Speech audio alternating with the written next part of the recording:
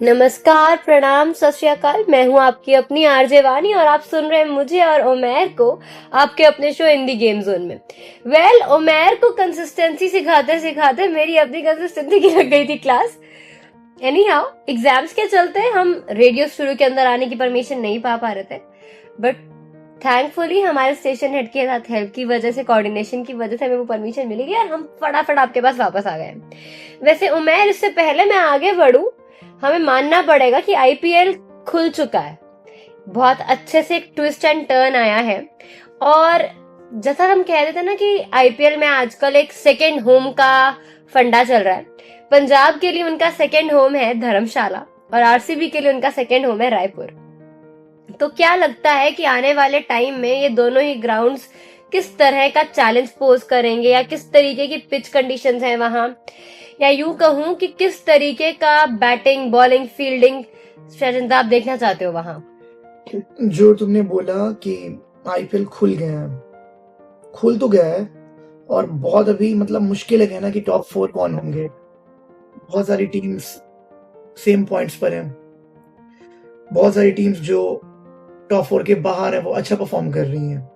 चाहे आप सीएसके देखो जो इस वक्त नंबर 5 पे है, आरआर देख लो, केकेआर एक ऐसी टीम है जो ऑलमोस्ट नॉट मैथमेटिकली हम कहेंगे बाहर थी, बट एक ऐसे स्टेज में थी जो लग रहा था कि वहां से अब केकेआर का क्या ही होगा। बट केकेआर 10 मैचेस में से 4 जीती है, अब तक 9 पॉइंट है और बाकी सारी टीम्स ने नीलांशी या तो 11 या 12 मैचेस खेले हैं। एक वाहिद ऐसी टीम है केकेआर जो 10 मैचेस खेली और जिसके पास एडवांटेज है। इट मींस कि केकेआर अगर कल वाला मैच आरसीबी से हार भी जाती है ना, तब भी वो आईपीएल से बाहर नहीं है, because they still can gain 14-15 points. तो ये कहने को ये है कि अच्छा है ना, कंपटीशन के लिए, आईपीएल के लिए अच्छा है कि अगर आपको ना लास्ट तक ये पता ना हो कि कौन सी 4 टीमें हैं वो जाने वाली हैं, तो हर एक मैच का इंपॉर्टेंस बढ़ जाता है, एक्साइटमेंट बढ़ जाता है और क्यूरियोसिटी बढ़ जाती है। तुम्हारे हिसाब से क्या लगता है तुमको कि कैसे किसके चांसेस ज्यादा हैं, किसके कम? अगर सिर्फ हम देखो, होने को कुछ भी हो सकता है, but according to you probability किसकी ज्यादा है, किसकी कम है? मेरे हिसाब से अगर मैं टॉप 4 की बात करूं तो आरसीबी, हैदराबाद, जीटी और आरआर। मैं पंजाब को फिलहाल टॉप 4 में इसलिए नहीं देख रही हूँ क्योंकि फर्स्ट हाफ में तो पंजाब किंग्स ने प्रॉपर पंजाब किंग्स वाली परफॉर्मेंस की थी। ये जो सेकंड हाफ आया लीग स्टेज का, ये किंग्स 11 पंजाब क्यों बन गया मुझे समझ नहीं आ रहा है। तो तुम्हारे हिसाब से पंजाब है ही नहीं? मेरे ख्याल से तो पंजाब टॉप 4 में नहीं जाएगी। तो मतलब ये बहुत बड़ी बात तुमने कह दी है। लोग एस्टिमेट तो कोई भी लगा सकता है यार। My probable top 4 is, finalist को तुमने गायब कर दिया अपने टॉप 4 से।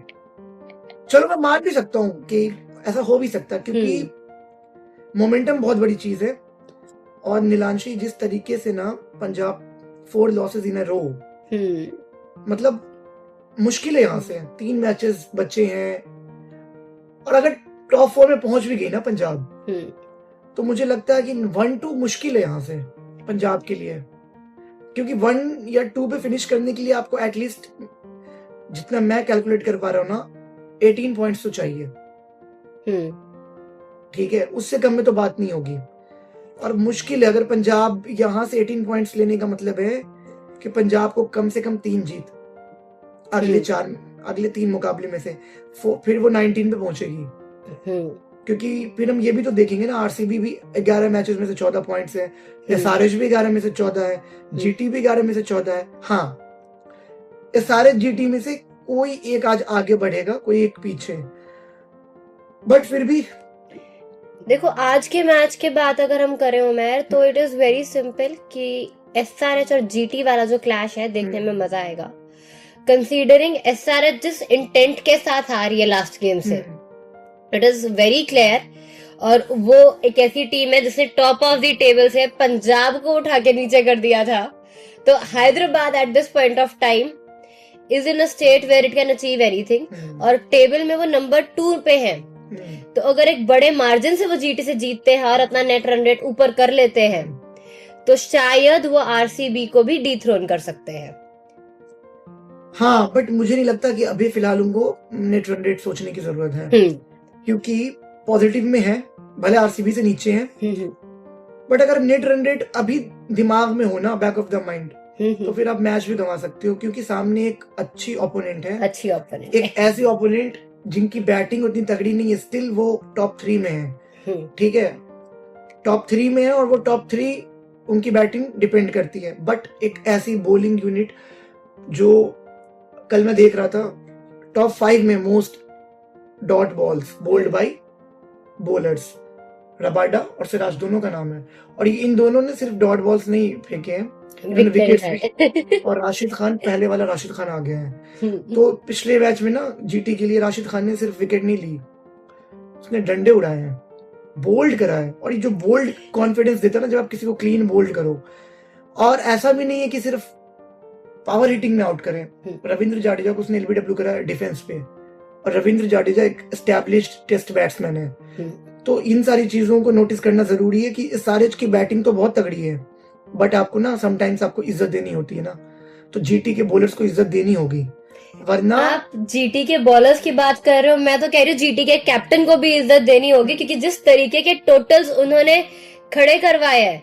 आई विल टेल यू कि एक ऐसी आईपीएल चल रही है जहां 200 प्लस का स्कोर ना बहुत नॉर्मल हो गया है, और as a captain Shubman Gill सामने वाली टीम को 200 पार नहीं जाने दे रहे हैं, एंड आई थिंक 157, 158 और 160 समथिंग के स्कोर्स रहे हैं जो उनके 3 मैचेस थे, एंड एज अ कैप्टन जिस तरीके की कैप्टनसी वो बंदा कर रहा है, you need to be in a great mental space for that, and कहीं ना कहीं जैसे उन्होंने इंडियन टीम को कैप्टन किया है ओडीआईज में, उसका भी इफेक्ट पड़ रहा है, क्योंकि आपको एक बार इंटरनेशनली कैप्टेंसी करने का एक्सपीरियंस हो जाता है ना, then you understand a lot of things about captaincy. See Gill captaincy material तो हमेशा से है, अब तो टेस्ट टीम का कप्तान भी है, और इंग्लैंड में जिस तरीके का उसका परफॉर्मेंस रहा है, कैप्टेंसी के साथ परफॉर्मेंस, नो डाउट उसका कॉन्फिडेंस तो तभी से है, और ऐसा कभी है नहीं कि गिल कभी आउट ऑफ फॉर्म लग रहा है, बस वो है कि गिल से हम एसोसिएट करते हैं कि कंसिस्टेंसी भी दिख रही है, इस सीजन भी रन है, और शायद एक डेटा में देख रहा था नीलांशी कि पिछले शायद 6 सीजन में लगातार 400 प्लस तो उसके हर सीजन आते हैं, हाँ। 400 प्लस हर सीजन है, तो और किस तरीके और का ये छोटी बात है नहीं। हाँ ठीक है, टेस्ट होगा अभी जीटी का भी, जीटी की बैटिंग का भी टेस्ट होगा।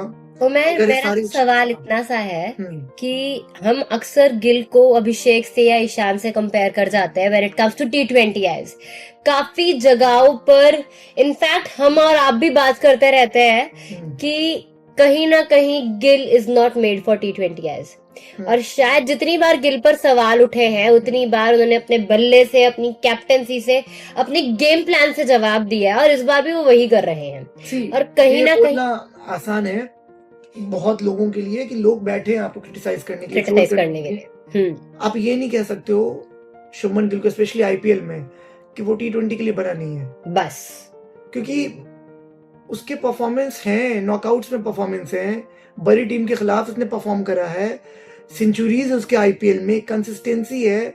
आई थिंक अराउंड 2-3 सीजन पहले उसने ऐसा लग रहा था विराट कोहली का 973 ना तोड़ दे, तो इसमें कोई शक नहीं है कि टी20 में इंटरनेशनल की अगर मैं बात करूं उस हिसाब से परफॉर्मेंस नहीं आई है, but when it comes to IPL performance है उसकी। मैं तो डे 1 से आपको कह रही हूँ मैं कि Shubman Gill is made for all formats. Yes it will be tough for him, क्योंकि विराट कोहली की वाली कंसिस्टेंसी और 3 फॉर्मेट प्लेयर बनने का वो टेक्निक लेके आना हर किसी के बस की बात नहीं है, बट गिल जिन कदमों पे चल रहे हैं, जिस रास्ते पर चल रहे हैं, और जिस शूज को उन्हें फिल करना है, be it in batting, it is not easy to be called the heir prince, because at the end of the day अगर आपको कोई हेयर प्रिंस बोल रहा है तो यू रियलाइज कि at some point of time you will take the throne from the king, और वो विराट कोहली के शूज हो, चाहे आज कैप्टन वो रोहित शर्मा के शूज हो, कोई भी शूज अगर वो फिल अप करने की कोशिश कर रहे हैं, they are very big shoes and it is not going to be easy for him. But क्योंकि अभिषेक शर्मा और ईशान किशन बहुत तेज खेलते हैं टी20 एज में, माइंड यू शुभमन गिल ने गेम को खेला है काफी टाइम से as compare to Ishan Kishan और अभिषेक शर्मा। अभी नए नए आए हैं और ईशान काफी वक्त से टीम से बाहर रहे थे, तो गिल के पास वो एक्सपीरियंस है जिसको आप अंडरमाइन नहीं कर सकते। और रोहित शर्मा का अगर आपको याद हो, जो वो नए नए आए थे तो वो भी काफी लंबे छक्के मारते थे, बहुत फास्ट खेलते थे, but with time he also slowed his game down, क्योंकि आपको बॉल के मेरिट पे खेलना पड़ता है। और शुभमन गिल ना मेरे हिसाब से T20 सेटअप में आपको वो एंकर वाली इनिंग्स खेल के देगा, क्योंकि एट टाइम्स ना जब आप छक्के मारते हो, चौके मारते हो, बिग शॉट्स के लिए जाते हो, तो विकेटें गिरने का चांस भी बढ़ता है। एंड ऐसे सिनेरियो में यू नीड अ प्लेयर जो आपका एक एंड एटलीस्ट संभाल के रखे। Shubman Gill can become that kind of player. मेरे हिसाब से शुभमन गिल में कोई खराबी नहीं है। Shubman Gill is a perfect player. और जिस तरीके की गाइडेंस उन्हें जीटी के कोचेस से मिल रही है, अगर हम बात गौतम गंभीर की भी करें इंटरनेशनल टीम के लिए, और जीटी में आशीष नेहरा हैं, तो ऐसा नहीं है कि इसके पास गाइडेंस की या कोचिंग की कमी है। बट गिल ने जो अचीव किया है is completely on his own merit. Yes, Ashish Nehra team arrangements के साथ, बॉलिंग यूनिट के साथ, बैटिंग यूनिट के साथ, टीम के साथ इन्वॉल्व हो रहे हैं काफी टाइम से, शुरू से ही जिस दिन से जीटी आई है गेम प्ले में। नहीं, बट मेरा सवाल ये है कि शुभमन गिल के बारे में बोल कौन रहा है कि स्ट्राइक रेट, ये आप 20 उसके स्टैट्स देखो। हाँ, ये सवाल तो करने वाला है भाई। आईपीएल में एवरेज है 40.07, स्ट्राइक रेट है 140.75। और क्या चाहिए अब? बट ऑनलाइन ये चीजें बोली जा अब रही है, आप उसको वैभव सूर्यवंशी से थोड़ी ना कंपेयर कर सकते हो। यार ये तो ये चीज हो गई। फिर जो शुभमन गिल के पास है वो तो नहीं है वैभव सूर्यवंशी के पास। अब वैभव सूर्यवंशी रेड बॉल में नहीं है, उसके पास अभी वो टेक्निक है ही नहीं। हाँ, हम नहीं एक्सपेक्ट करते कि वैभव सूर्यवंशी आए और 269 का स्कोर खड़ा करे। फिर आईपीएल में अगर आप सिर्फ बात करो तो विराट कोहली का स्ट्राइक रेट आईपीएल में 133 का है। हाँ, तो फिर तो कुछ नहीं है। अरे मैं तो तुम्हें क्यों बोलते विराट कोहली को? हाँ, तो मेरा सवाल यही है। बात ये है ना कि इंडिया में ना बहुत तरह की ऑडियंस है, और मैं किसी को बुरा भला नहीं बोल रहा हूँ, मैं बस बता रहा हूँ, एक कैटेगराइज कर रहा हूँ कितने टाइप्स के ऑडियंस है। एक जो ना क्रिकेट समझते हैं और देखते तो है ही, तभी वो समझते हैं। एक जो क्रिकेट देखते हैं, और एक ऐसे हैं ना जो सिर्फ क्रिकेट खेलते हैं, वो देखते भी नहीं है। और एक ऐसे हैं जो क्रिकेट देखते हैं, खेलते नहीं है। तरह तरह के हैं, वैरायटीज। तो जो उनमें से एक होते हैं ना जो क्रिकेट खेलते भी हैं, तो वो खुद गुजर चुके हैं उस चीज से, भले किसी भी लेवल पे खेले, देखते भी हैं और समझते हैं। जो ये तीनों होंगे ना, जो खेलते भी हैं, तुमको पता होगा कि क्या होता है जब आउट ऑफ फॉर्म जाते हैं, क्योंकि वो खुद रियलाइज कर चुके हैं, चाहे वो स्टेट लेवल पे खेलते हो, गली लेवल पे खेलें, डिस्ट्रिक्ट लेवल पे खेलें, और साथ में देख भी रहे हैं और समझ भी रहे हैं। तो जो ये तीनों चीज होगी ना, जो खूबियां होंगी ये तीन, वो बंदा फिर शायद ऐसे नहीं बोलेगा कि यार शुभमन गिल क्या है। उमर, मैं इस टेबल पे बैठकर नाम तो नहीं लूंगी, लेकिन पर्सनल एक्सपीरियंस मेरा रहा है। अभी जैसे हमारे एग्जाम्स चल रहे हैं, तो हम लोग यहाँ पे एक फूड रिपब्लिक करके जगह है, उमर को पता है, हम लोग वहां बैठते हैं। और मैं अपने एक दोस्त के साथ बैठी थी और उसने मुझसे कहा कि विराट कोहली को आईपीएल से ड्रॉप कर देना चाहिए। और मैं बैठ के उसकी शक्ल देख रही हूँ, बिकॉज रिकॉर्ड से दिस कि जो विराट कोहली है, अगर रनचेज में आउट हो जाते हैं तो टीम्स कोलैप्स करती हैं, be it in IPL, be it in international, be it in test और बीट इन T20Is। ये एक फैक्ट है, प्रूवन फैक्ट है कि टीम का बैटिंग कोलैप्स बहुत होता है। मुझे ये बताओ, कौन से आईपीएल के बारे में उसने बोला? इस सीजन के बारे में। तो पूछा नहीं क्यों? मैंने उससे पूछा, भाई तू आईपीएल देखता है? कहता हाँ मैं देखता हूँ। तो उसका कहना है कि विराट कोहली का स्ट्राइक रेट बहुत कम है, वो बड़े छक्के नहीं मारते और वो बिल्कुल बहुत स्लो खेलते हैं। स्ट्राइक रेट कम है इस season. I was looking at his face and I went like, bro, please check his strike rate। क्योंकि और रन चेज में विराट कोहली लास्ट डक पे कब आउट हुए थे? अभी जो 2 डक्स आई है रिसेंट उनकी रन चेज में, इसको छोड़ के 10 साल पहले।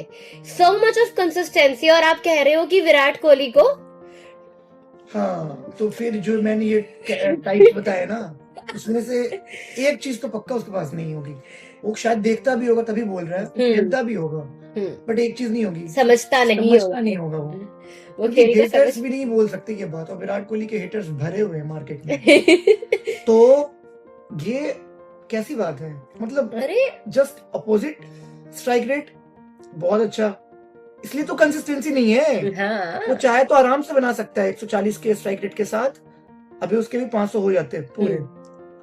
नहीं भाई, उसको पता गेम बदल गया, इवॉल्व कर रहा है। और evolve not by season, evolve कर रहा match by match. Priyansh Arya को देख लो कल, वो अलग बात है कि पंजाब ने रन कम बनाए उस हिसाब से, वैभव सूर्यवंशी को देख लो 2-3 दिन पहले, ठीक है। तो विराट कोहली इवॉल्व कर रहा है। लोग तो चलो ये सारी बातें तो चलती रहती है। विराट की बात छिड़ी है तो आज है 12 मई मेरे दोस्तों, और हम सबके दिल में ये बात कहीं ना कहीं रह जाती है कि विराट कोहली क्यों। आज के दिन 11:43 AM 2025 12 मई की तारीख, आई थिंक कोई भी क्रिकेट से जुड़ा व्यक्ति ना ये वक्त भूल सकता है ना ये डेट भूल सकता है। विराट कोहली ने हम सबसे एक वादा किया था कि मुझे टेस्ट क्रिकेट में 10,000 रन बनाने हैं। तो सवाल यही है कि वो क्या हुआ तेरा वादा, बिकॉज वो टेस्ट क्रिकेट को, विराट के वाइड्स को अलविदा कह चुके हैं। आज उन्हें उस बात को कहे, वो अलविदा हम सबसे कहे। 1 साल हो जाएगा उमर, और शायद आपने, हमने जितनी बार इस साल टेस्ट को देखा तो हमने एक्सपेक्ट किया यार नंबर 3 या 4 पे विराट आएंगे और गेम को संभाल लेंगे। बट जब वो रियलाइज हुआ कि नंबर 3 या 4 पर Virat will not walk out, वो मोमेंट कैसा रहा आपके लिए? बिकॉज होम टेस्ट में स्पेशली मुझे जो हमारे होम टेस्ट हुए उनमें लगा कि विराट होते तो शायद हम ये होम टेस्ट नहीं हारते। But I think Shubman Gill is actually doing a pretty good job as captain. हमने एकदम से उन्हें टेस्ट कैप्टनसी में धकेल दिया है and he is giving it his best. जितना वो दे रहा है उससे ज्यादा वो नहीं दे सकता, उतना 100% का भी 200% दे रहा है। बट क्या विराट के होने से फर्क पड़ता? डेफिनेटली हाँ, फर्क तो पड़ेगा हमेशा। बट बुरा तो हम सबको लगता है Virat Kohli, as a Virat Kohli fan, मैं भी विराट कोहली का फैन बहुत बड़ा फैन हूँ। बुरा तो लगा, ये भी लगा यार अभी क्यों जा रहे हो आप छोड़कर टेस्ट क्रिकेट जो आपके दिल के सबसे करीब है। बट फिर वही बात है नीलांशी कि ये बहुत पर्सनल डिसीजन है। हम जज्बात में बहुत कुछ सोच सकते हैं, यार नहीं जाना चाहिए था, क्यों चले गए इतना जल्दी, अभी तो 10,000 पूरे कर लेते, इतने शतक और हो जाते, क्या पता फॉर्म वापस आ जाता।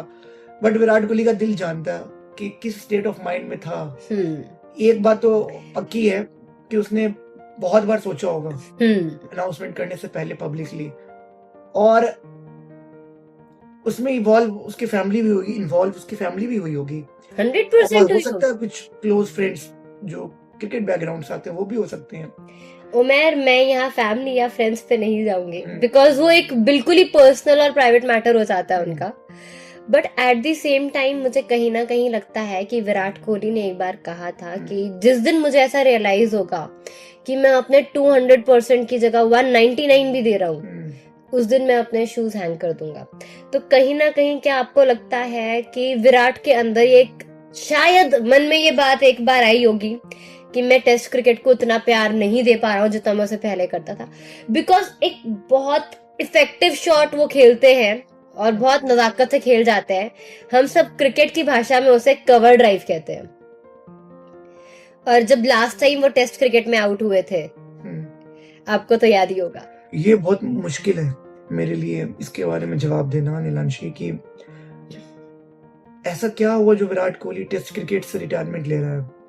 बहुत मुश्किल है ये बताना, कि बहुत सारी चीजें ना बिहाइंड द सीन भी होती है जो सामने शायद कभी नहीं आती है, या आती भी तब तक सब भूल जाते हैं। शायद ये चीज नहीं भूलेंगे क्योंकि विराट कोहली का रिटायरमेंट है, बट जो बिहाइंड द सीन है हमें नहीं पता, उसके बारे में हम बात नहीं कर सकते हैं। हम बात कर सकते हैं जो दिख रहा है हमें, है ना, जो सामने दिख तो रोहित शर्मा की भी रिटायरमेंट रही टेस्ट क्रिकेट दिख विराट कोहली से हो नहीं पा रहा। दिख रहा है कि उस एक ही तरह से बार बार आउट होना आउटसाइड ऑफ स्टंप, जो इंग्लैंड में होता विराट कोहली के साथ। बट फिर अगले सीजन जब वापस आया था विराट इंग्लैंड, तो उन्होंने उस पर काम करा था, और फिर उस सीजन में शायद प्लेयर ऑफ द सीरीज भी थे।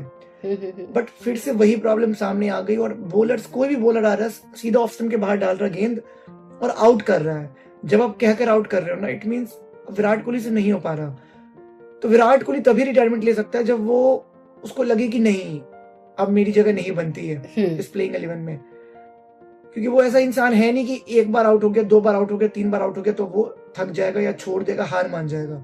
वो सोचा होगा कि यार बस हो गया। हंगर भाई, उसकी हंगर कभी खत्म नहीं उसको होती। लगा होगा कि नहीं, आप ना कुछ चीजों से कुछ ऐसी चीजें होती है उनसे आप लड़ नहीं सकते। आप आपके हाथ में क्या है? मेहनत करना, ठीक है, ड्रेसिंग रूम में जाना, सोचना, वर्कआउट करना, फुल ट्रेनिंग, जो आपकी लाइफ रूटीन है वो विराट आज भी करता है। बट उसको लगा होगा कि एज एक ऐसा फैक्टर ना, कि अगर आपको लग रहा कि उसी एज में आप हो सकता है T20 क्रिकेट बेटर खेलो और टेस्ट क्रिकेट ना खेलो, क्योंकि दोनों के रिक्वायरमेंट्स अलग हैं।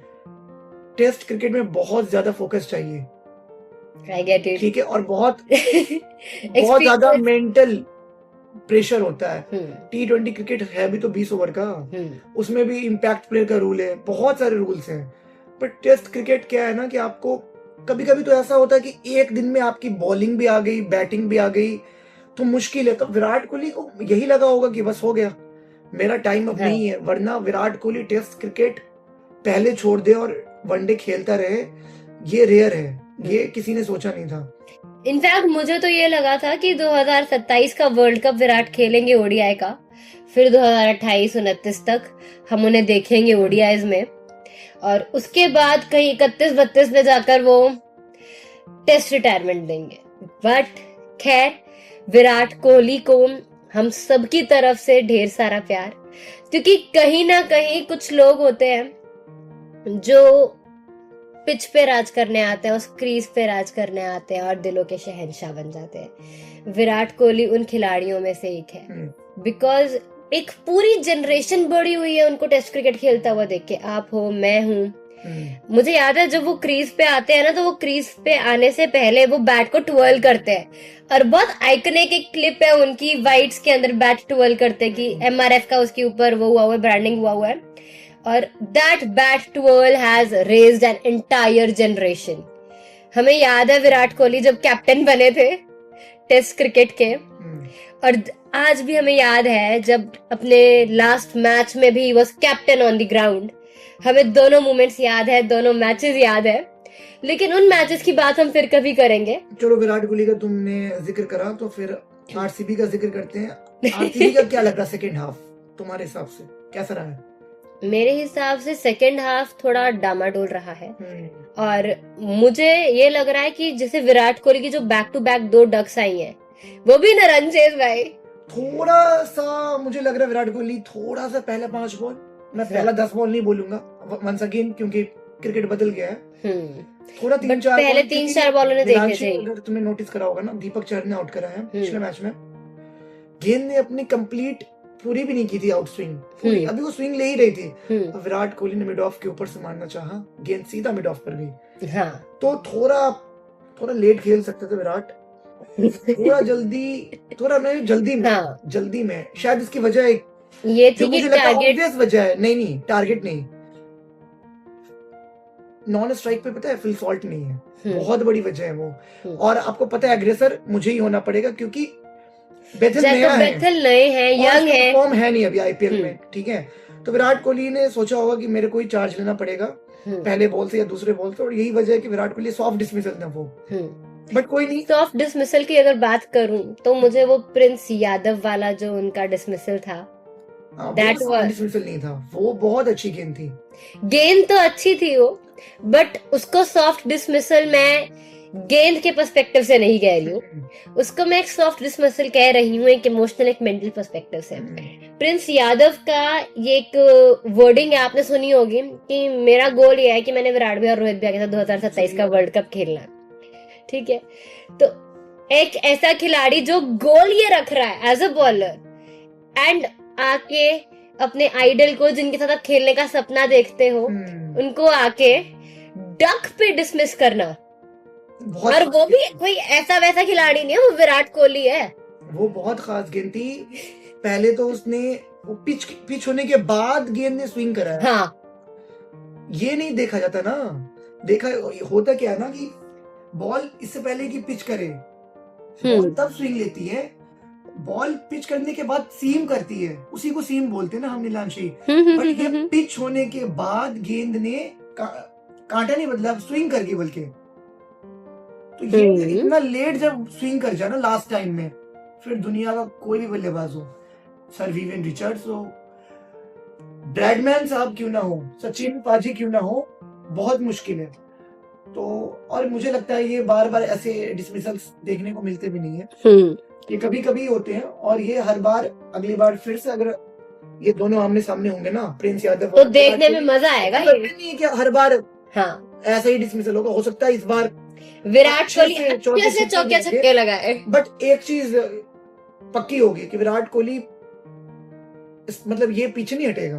हाँ, वो चार्ज करेगा, हो सकता है वो स्टेप आउट करे, ताकि गेम मुझे ये लग रहा है कि अगर हम प्रिंस यादव को भी ऑब्जर्व करें as a player, as a गेंदबाज, तो उनका जो स्ट्राइक रेट वगैरह, सॉरी, उनका जिस तरीके का परफॉर्मेंस इस सीजन रहा है एज अ बॉलर, तो कमाल का उनका परफॉर्मेंस रहा है। Because he is a young player, अपना पहला सीजन खेल रहे हैं, और उसके बावजूद इस तरीके का कॉन्फिडेंस रखना कि मैं पहली गेंद डालूंगा विराट कोहली को और उनको डिसमिस करूंगा, मैं बैट्समैन को नहीं देखूंगा, मैं विकेट्स पे फोकस करूंगा, वो डिसाइड करने में। बिकॉज सामने जब आपके विराट कोहली होते हैं ना, तो बड़े बड़ों के पसीने छूटते हैं, बड़े बड़ों को डर लगता है। एक बात बोलूं, मेरे लिए uncapped bowler of the season Prince Yadav, और मेरे लिए नहीं, ये नीलांशी बहुत लोगों के लिए हो गई है। Uncapped bowler of the season है मेरे लिए, स्पेशली फास्ट बॉलर। जिस तरीके का यॉर्कर है उसके पास, मैं इंटरव्यू सुन रहा था भरत अरुण का, और भरत अरुण कैसे बॉलिंग कोच है ना, ये हम सभी को पता है। और जो उन्होंने इंडियन क्रिकेट की फास्ट बॉलिंग के लिए करा है ना भरत अरुण ने, तो भरत अरुण ने बोला कि बुमराह के अलावा शायद अगर आपकी जो टीम है ना लखनऊ LSG में, अगर कोई ऐसा बॉलर हो जिसको आप सुपर ओवर में बॉलिंग मतलब कराओगे, तो किससे कराओगे? प्रिंस यादव। प्रिंस यादव। तो हैरानी हुई कि एक यंगस्टर को एक कोच सीधा बैक कर रहा है कि आपको प्रिंस यादव को मैं सिलेक्ट करूंगा, चूज करूंगा कि आप डालोगे बॉल, ठीक है। तो ये इसका मतलब कुछ ना कुछ तो है उस बंदे में, तभी तो उसका नाम लिया भरत अरुण ने। अदरवाइज इतने कम टाइम में अपने कोच, अपने मेंटोर का दिल जीत लेना, ये हर किसी के बस की बात नहीं है। मैं अगर बॉलिंग की बात करूं, तो बॉलिंग के नजरिए से कुछ ऐसे खिलाड़ी होते हैं जिनको आप नजरअंदाज कर ही नहीं सकते, वो आपको नजरअंदाज करने ही नहीं देते, no matter what you do. Shami है, सिराज है, बुमराह है और भुवी है, और ये चार खिलाड़ी चारों ही पेस डालते हैं। और बुमराह का मैं कहूंगी कि इस सीजन इतना अच्छा नहीं रहा। नाम तो नहीं क्यों लिया शम्मी का? इसलिए इस सीजन तो उसने कुछ खास करा नहीं, नो डाउट उसका आईपीएल रिकॉर्ड बहुत अच्छा ओवरऑल, इस सीजन नहीं, इस सीजन उन्होंने कुछ खास नहीं किया। लेकिन इस सीजन अगर आप देखो तो उन्होंने ज्यादा रन भी नहीं दिए, सामने वाली टीम को ज्यादा रन भी नहीं दिए, इकोनॉमिकल रहे। क्या रिलेट करते हैं पावर प्ले में विकेट्स? पावर प्ले में विकेट्स हम जसप्रीत बुमराह से भी रिलेट करते हैं। Jasprit Bumrah is a legend, Shami is a legend too, not in T20 Nilanshi, not in T20। मेरे हिसाब से अगर बात शम्मी की हो तो एज फैक्टर एक रीजन है फिलहाल इस आईपीएल में। अदरवाइज एक रीजन ये भी है कि टीम से ड्रॉप हो गए हैं, इंडियन टीम से, और इंजरीज से जितना उनका पाला पड़ा है हाल ही में, उसके बाद आपकी बॉडी ना, because someone who has personally been into injuries, a lot of injuries, आपको तो मैं बताती रहती हूँ, ये हो गया था, वो हो गया था, ऐसे हो गया था, but at the end of the day कहना बहुत आसान है कि injuries should not affect your game. Physical fitness should remain irrespective of the injuries, और आपको फिटनेस लेवल 100% पे वापस जाना चाहिए। लगता है कि मोहम्मद शमी T20 में उतना इफेक्टिव है जितना टेस्ट क्रिकेट में, वनडे क्रिकेट में? लोग उतना इफेक्टिव नहीं है जितना टेस्ट क्रिकेट में है, बट नो डाउट जितना वनडे क्रिकेट में इफेक्टिव है उतनी ही मेरे हिसाब से वो T20 में भी इफेक्टिव है। अगर उन्हें मौके ज्यादा दिए जाए तो I think he can do it. मौके तो उसको हमेशा मिलते हैं, बेंच पे तो नहीं रहता वो। ना। मौकों से मेरा मतलब है कि टीम से अब ड्रॉप कर दिया। आईपीएल में, मैं आईपीएल की बात कर रहा हूँ। ठीक है, look, IPL is a format that is going on for 2 months। मैं ओवरऑल मोहम्मद शमी की बात करूंगी, और अगर आईपीएल की मैं अगर बात करूं तो आईपीएल में आप उनके इकोनॉमी रेट चेक करो। मैंने बोला ओवरऑल रिकॉर्ड अच्छा है, बट क्या उतना इफेक्टिव है जितना टेस्ट क्रिकेट में शमी? टेस्ट क्रिकेट जितना नहीं, टेस्ट क्रिकेट में Shami is something else, one day cricket में something else, specially in world cups. हाँ वर्ल्ड मोहम्मद कप में शमी, तो मिचेल स्टार्क, हाँ जी इनको पता नहीं इनमें कौन सी आत्मा आ जाती है ना। खैर, ये हो गई अब बुलेट्स की बात भूवी की करते हैं, क्योंकि हाल ही में जो आरसीबी वर्सेस एमआई वाला मैच था, उसमें जो कमाल की बॉलिंग भुवनेश्वर कुमार ने की है, उसका जिक्र ना करना इज इम्पॉसिबल। मैं इम्पॉसिबल बोल रही हूँ, मैं इम्पॉसिबल बोल रही हूँ। रिकॉर्ड करने का अगर भुवनेश्वर की बात ना हो, अगर किसी ने दरवाजा पीट रहा जोर जोर से इंडियन क्रिकेट टीम का ना, तो वो भुवनेश्वर कुमार है। मुझे खिलाओ भाई, मुझे खिलाओ। और नहीं तो क्या, मैंने 3 बार 4 लिए हैं, 4 विकेट्स 4 ओवर में 11 मैचेस में। वही तो बात है। अब अगर हम उनकी बात करें रिस्ट पोजीशंस वगैरह की, क्योंकि भुवनेश्वर कुमार का ना एक्शन कभी चेंज नहीं होता। बात वो हम ठीक है। मुझे एक बात बताओ, हम सबको पता है, लोगों को भी पता है उसकी सीम, उसकी प्रेजेंटेशन, जो उसके रेप्स होते हैं बॉल पे, और जो बॉल क्या होता है, बॉल के ठीक पीछे से उसके फिंगर्स आ रहे हैं। अरे वो सिर्फ इन स्विंग के अंदर होता है। हाँ। वो सिर्फ इन स्विंग के अंदर होता है। ये ना मैंने बिल्कुल, उमैर से मेरी बात हो रही थी ऑफ द रिकॉर्ड, ये ऑफ रिकॉर्ड मेरी उमैर से बात हो रही थी, और मैंने उमैर को बोला था कि उमैर ऐसे कुछ होता, तो उमैर ने मुझे कहा था कि नहीं ऐसे भी होता है। तो 2 तरीके की होती है। फिर मैंने अब इसके ऊपर की है रिसर्च, इसको देख रही होगी अभी फोन पे मेरे, हालांकि हमारे पास यहाँ अभी वीडियो नहीं बन रही है, तो वरना मैं आप सबको स्क्रीन शेयर करके दिखाती। वैसे बैक टू दिस, अगर हम उनकी इन स्विंग की बात करें, तो उनकी जो रिस्ट है उसको वो हल्का सा ना ऐसे पोजीशन करते हैं कि सीम स्लिप्स की तरफ टिल्ट हो जाए, और उससे जो स्विंग आती है ना, बॉल पढ़ने के बाद जैसे बॉल स्विंग होती है, that is one of the most मतलब Bhuvi things you can say, because इस तरीके की बॉलिंग सिर्फ भूवी ही क्रिएट कर सकते हैं। ओवरऑल एक्शन उनका सेम रहता है, फिर चाहे वो इन स्विंग डाले चाहे आउट स्विंग डाले। भूवी का इस सीजन मुझे ये अलग लगा कि बिल्कुल फ्री होके खेल रहे हैं, बिकॉज मेरा फोटो थोड़ा मेंटल है, उनकी गेम टेक्निकलिटीज में क्या अलग लगा वो तो आप हमें बताओगे माइक पे, बट मेंटली आई थिंक कि जिस तरीके की बॉलिंग वो अब कर रहे हैं, आपको एक टाइम याद होगा कि जब वो वर्ल्ड कप हम लोग हारे थे तो भूवी को ब्लेम कर दिया गया था, और टीम से और कोई बाहर नहीं गया था, भूवी को किया गया था बाहर। तो उस टाइम पे जो मेंटल स्पेस आपकी बनती है, उस प्रेशर को आप लेके चलते हो, धीरे धीरे धीरे धीरे धीरे धीरे आप उस प्रेशर को लेट डाउन करते हो, यू एमर्ज ओवर योर मतलब रिस्ट्रिक्शंस वगैरह ना, और भूवी ने वो करके दिखाया। सिंपल सा माही भाई वाला वर्ड स्टेटमेंट याद आ रहा है, जो भूवी कर रहा है उसको रिजल्ट मिल रहे हैं। Keep things simple. ज्यादा कुछ नहीं कर रहा वो नीलांशी, वो इंडियन क्रिकेट टीम के लिए खेल नहीं रहा है पिछले काफी टाइम से, ठीक है, ना टेस्ट ना T20 ना वनडे। उसका फोकस होता है जो लीग्स होते हैं, यूपी लीग्स, सैयद मुश्ताक अली वगैरह, उसमें अच्छा परफॉर्म करता है। फिटनेस पे वो हमेशा से काम कर रहा है, फिटनेस इशू उसका नहीं है, ठीक है। एक्शन बहुत मतलब हेल्प करता है इंजरी को कम करने में। इंजरी प्रोन बुमराह के एक्शन, शोएब अख्तर के एक्शन, शॉन टेट का एक्शन, इन सारों का तुम करियर देखो, ठीक है। जिमी एंडरसन का एक्शन, मुझे मोहम्मद सिराज का भी एक्शन लगता है कि थोड़ा सा वो है, थोड़ा सा टेढ़ा है, कॉम्प्लेक्स है, थोड़ा सा टेढ़ा है। एक्शन की बात करूँ ना, अगर एक्शन सिंपल हो ना, आपको मदद करता है लॉन्जिविटी, ठीक है, तो देख ले जिमी एंडरसन, अभी भुवनेश्वर देख ले, एक्शन ज्यादा लोड नहीं ना बैक पे आपके। भुवनेश्वर का अपनी कुछ उतनी इंजरी बैक पे उसकी आई भी नहीं, क्योंकि उसका लोड नहीं। दूसरा वो कोई राइट आर्म फास्ट बॉलर नहीं है, वो है मिड 130s, अपने पीक में वो रहा होगा मतलब 139 140, बट जनरली एवरेज स्पीड इसकी अभी वही है 134 135 136, ठीक है। सिंपल एक्शन है, फॉर्म है उसके पास, एक चैंपियन टीम में, अब तो कह सकते चैंपियन टीम, तो और एक अच्छा स्टार्ट मिल गया सीजन में। हाँ। जैसे एक बैट्समैन के लिए होता कि शुरुआत 2-3 मैचेस में रन आ गया, वैसे इसके पास है शुरुआत 2-3 विकेट्स आ गई, बस हो गया, बन गया। और मैं तो भूवी के ना जो माइंड गेम भूवी खेलते हैं उसकी भी बहुत दाद देती हूँ, बहुत स्ट्रॉन्ग है, बहुत ज्यादा अच्छी गेम खेलते हैं मेंटली।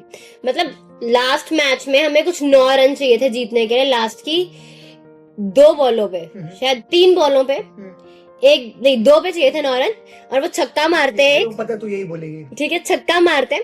मतलब मेरे दिमाग में दूर दूर तक नहीं था कि भुवी से आप छक्का मारने का एक्सपेक्ट करो। मैं एक्सपेक्ट कर सकता हूँ छक्का, टॉप पेज भी लग सकता है, बट गेंद कौन सी थी? Outside off stump, almost yorker miss करी है। 2 इंच मुझे लगा थोड़ा सा वाइड यॉर्कर वाला जोन गया। हाँ, 2 इंच 3 इंच से यॉर्कर मिस, पीछे डीप कवर है। बंदे ने क्या करा, ज्यादा जोर से बल्ला नहीं चलाया नीलांशी, उसने सिर्फ टाइम करा है। बल्ला अगर ज्यादा जोर से बल्ला घुमाता, बैट अगर उसके हाथ में ट्विस्ट होता, टर्न एंड ट्विस्ट, टाइमिंग नहीं होती, डीप कवर के हाथ में जाती और सीधी मैच गंवा देती। उसने सिर्फ टाइम करा, क्योंकि जब आप वाइड यॉर्कर मारने की कोशिश कर रहे हो ना, आप गेंद पे में स्पीड, आपके स्पीड बॉल फेंकोगे, बॉल में पेस होगी, रफ्तार होगी, तभी तो आप यॉर्कर ट्राई करोगे। उसने सिर्फ टाइम करा है। और अपना जो पोस्चर है ना, जो अपना, वो उसने ये नहीं करा, खराब नहीं करा, उसने बैलेंस बना के रखा, सिर्फ टाइम करा। और एलिगेंस, ऐसा लगा रोहित शर्मा ने शॉट खेला है। मैं डर रहा था, मैं बोला जा जा जा जा, ऊपर से ठक, बाउंड्री के उस पार। इसलिए अगर वो छक्का नहीं आता ना, तो आरसीबी को मैच हारती। अगर उसके बाद भी जीत जाती, तो मेरे लिए मैन ऑफ द मैच पता कौन होता? कृणाल। बट चूंकि भुवनेश्वर ने बॉलिंग में 4 विकेट लिए हैं, और वो 6 लगाया, एक बहुत अच्छी बॉल पे, तो इसमें कोई शक नहीं है। मैं यहाँ पे हमने 6 की बात करी, और प्लस मेंटली जब वो खेलते हैं, उन्होंने जब रोहित शर्मा की विकेट ली, रोहित शर्मा उसको मारने नहीं वाले थे बॉल को, भुवी ने उसको टेम्प्ट किया है वो बॉल मारने के लिए, बोला है कि बेटा आओ और मार। उस गेम में पता क्या खास था? उससे पहले भुवनेश्वर कुमार की अच्छी गेंद थी, आई थिंक थर्ड मैन पे चौका मारा था। हाँ जी, रोहित शर्मा ने। क्या करा अगला बॉल? नकल बॉल। बट लेंथ देखो, नकल बॉल, अगर वही शॉर्ट बॉल होती ना, नकल बॉल पूरा टाइम, और रोहित शर्मा हम सब जानते हैं कट मारता है, कट पे चौके छक्के, मतलब उसके लिए it's like a cup of T. ठीक है, उसने नकल बॉल फेंकी, और नीलांशी आगे फेंकी, उसको पता है अरे स्लोअर भी थी, तो नकल बॉल तो स्लोअर ही होगी। हाँ, वही तो मैं कह रही हूँ ना। रोहित शर्मा का पैर नहीं हिलता उतना, उसने आगे फेंका, और रोहित शर्मा का तो डिसमिसल, बल्ला गया, पैर वहीं रहता है रोहित शर्मा का, और लेट हुआ है। रोहित शर्मा ने अर्ली शॉट खेला, गेंद आराम से आई, और जितेश जी के दस्ताने में तमाम। ठीक है, अदरवाइज जो उनका 3rd विकेट आया इस मैच में, वो भी उन्होंने स्काई को डिसमिस किया। स्काई भी कोई ऐसा वैसा बैट्समैन नहीं है जब फॉर्म में हो तो। वो विकेट तो आउटर एज था, टेस्ट मैच वाली बॉल थी वो। हाँ, आउटर एज था जिससे एज हुआ, और कोहली ने जो उस पर लो स्लिप्स वाला कैच पकड़ा, मैं उस कैच की बात थोड़ी देर पहले आपसे कर रही थी। Not an easy catch. हाँ, that's for sure. It was not an easy catch, he made it look easy. हाँ, but it is the most Virat thing Virat Kohli can do, because test cricket में उस तरीके के कैचेस विराट कोहली बहुत ले चुके हैं, तो वो एक्सपीरियंस के साथ आया, वो बेसिकली मसल मेमोरी था। अब मैच करते हैं जो हमारा मैच कल का था, डीसी वर्सेस पंजाब। जब हमने डीसी की बात की थी, तो हमने कहा था कि डीसी वर्सेस पंजाब में एक बार बहुत बड़ा टोटल बन चुका है 264 का इसी सीजन में, और वो चेज भी कर दिया था पंजाब ने, तो इस बार चांसेस ज्यादा थे कि पंजाब जीतेगी, क्योंकि 2 हार से आ रही थी। बट 3 हार से 3 लगातार हार, अब तो पंजाब लगातार 4 हार ही है। मुझे चेक करना पड़ेगा भाई, तो I will check this out, क्योंकि पंजाब कंटिन्यूअस हार से आ रही है, और उसके बावजूद पंजाब जिस तरीके की परफॉर्मेंस फर्स्ट हाफ में दे चुकी है, हमें था कि कमबैक अच्छा होगा। श्रेयस अय्यर की कप्तानी बहुत कमाल की करते हैं वो। बट कल क्या हो गया? कल क्या हुआ, यही सवाल है। 4 ओवर खत्म, ठीक है, और 14-15 ओवर ही अभी हुए थे। ये कैसा, तुमको क्या लगता है इसके बारे में? मुझे लग रहा है कि अगर आपने नोटिस किया हो तो कल के मैच में DC was 30 something runs with 3 wickets. तो उस पॉइंट ऑफ टाइम पे हमने पहले भी देखा है कि इस सीजन में रजत पाटीदार एज कैप्टन उस सिचुएशन में थे, लेकिन उन्होंने फिर भी अपने दोनों पेसर्स का 1-1 ओवर डेथ के लिए बचा के रखा था। अर्शदीप सिंह के साथ भी वही करना चाहिए था श्रेयस अय्यर को। 1 ओवर तो बचा के एक ओवर रखना चाहिए था कि इन केस मुझे जरूरत पड़ सकती है। डालेगा कौन डेथ में? वही तो, कौन डालेगा फिर? स्टोइनिस यार आप स्टोइनिस से उम्मीद नहीं कर सकते, ना ना ना ना। But at the same time मुझे ये लगा कि first half of the IPL they were playing like Punjab Kings, second half आते आते किंग्स किंग्स 11 पंजाब हो गया। तो बट चलो हम तो यही उम्मीद करेंगे कि आईपीएल के जो दोनों फाइनलिस्ट है पिछले बार के, वो एक बार फिर से टॉप 2 में आए तो मजा आएगा, देखने वाला बट सीजन हो अभी जाएगा। मुश्किल है, नामुमकिन नहीं है, एक मोमेंटम क्योंकि ब्रेक हुआ है पंजाब के लिए। इस हार से पहले पंजाब की टॉप 2 की विन जो परसेंटेज आई थी, हमने निकाली थी ऑनलाइन, जो निकाली जाती है एक परसेंटेज काउंटर वगैरह से, तो देवर शोइंग 80 समथिंग परसेंटेज, और ये जो हार हुई इससे it has gone down to 63.77।